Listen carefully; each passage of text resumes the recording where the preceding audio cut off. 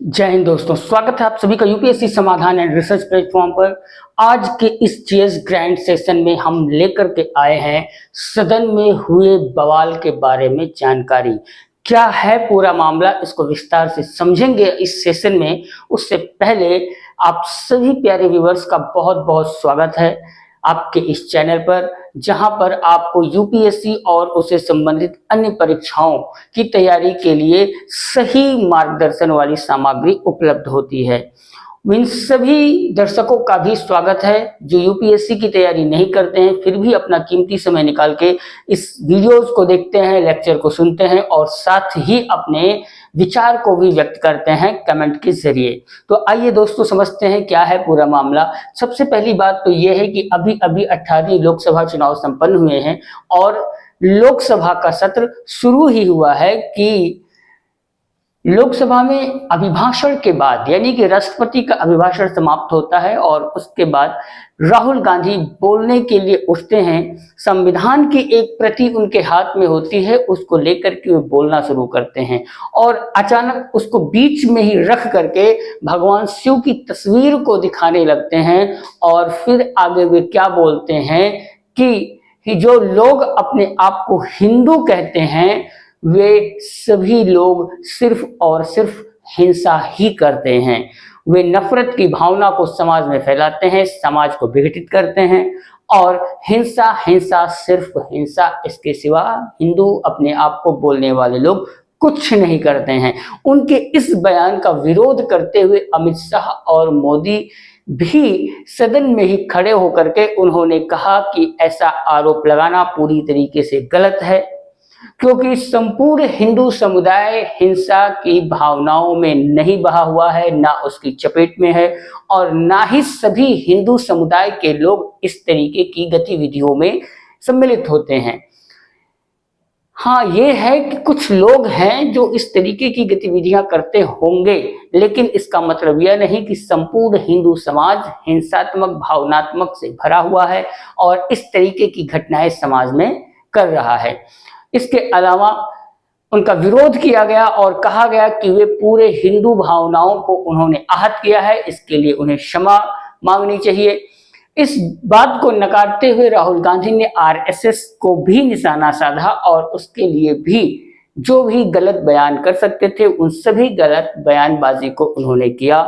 और उत्तर प्रदेश के मुख्यमंत्री माननीय श्री आदित्य योगी नाथ जी ने भी राहुल गांधी के इस बयान पर कड़ी प्रतिक्रिया व्यक्त करते हुए उन्होंने कहा उनके शब्दों में कि मैं समझता था कि राहुल गांधी एक विपक्ष के नेता के रूप में मैच्योर हो चुके होंगे, उनके अंदर एक परिपक्वता होगी एक बड़े नेता के रूप में, लेकिन उन्होंने अभी भी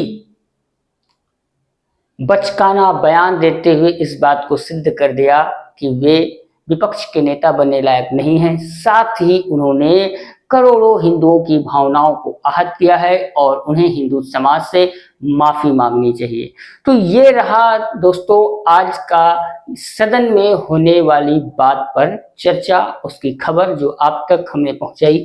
अब बात यह है कि जिन हिंदुओं ने कांग्रेस को सही समझते हुए राहुल गांधी की बातों पर विश्वास करते हुए उनको वोट दिया, उनको विपक्ष के नेता के तौर पर चुनने का अवसर प्रदान किया, क्योंकि इससे पूर्व 10 सालों तक कांग्रेस के पास वो योग्यता यानी कि वो एलिजिबिलिटी नहीं थी कि वे सदन में विपक्ष के नेता के तौर पर भी खड़े हो पाते।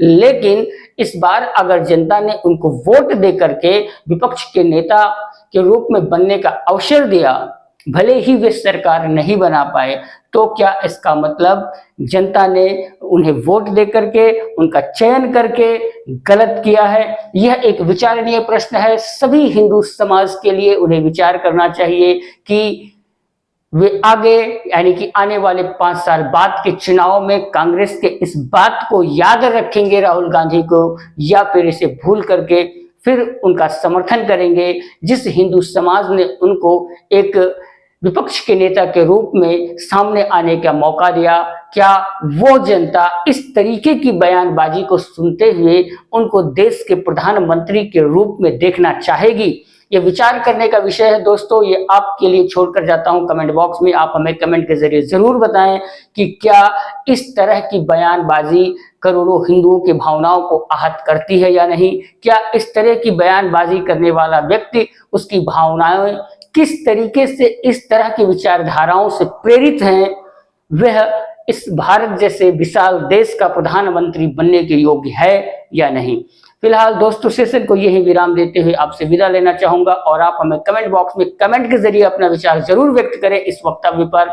फिलहाल दोस्तों यही आपसे अलविदा लेते हुए फिर मिलूंगा अगले नए जीएस ग्रैंड सेशन में। तब तक के लिए आप व्यस्त रहें, मस्त रहें और अपने विचार हम तक जरूर पहुंचाएं।